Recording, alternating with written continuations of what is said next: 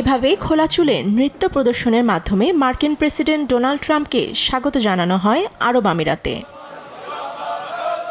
মধ্যপ্রাচ্যে জমকালো আয়োজনে অভ্যর্থনা জানানো হয় ট্রাম্পকে।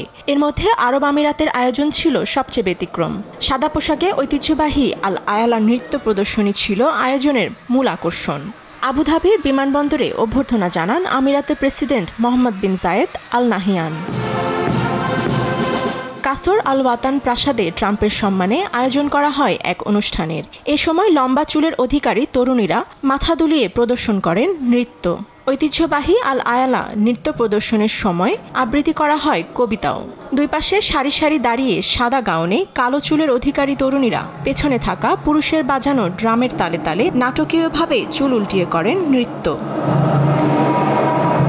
এছাড়াও পুরুষরা তরবারি ও লাঠি বহন করে একে অপরের মুখোমুখি সারিতে দাঁড়িয়ে সঙ্গীতের তালে মাথা ও তরবারি নাড়িয়ে জানায় স্বাগত।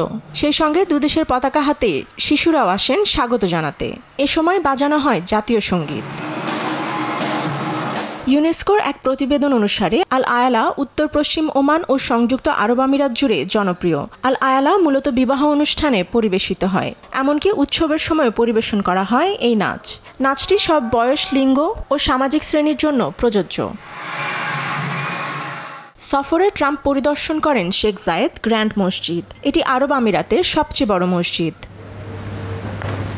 ফাতেমা তাসনিম, নিউজ ডেস্ক, দেশ টিভি।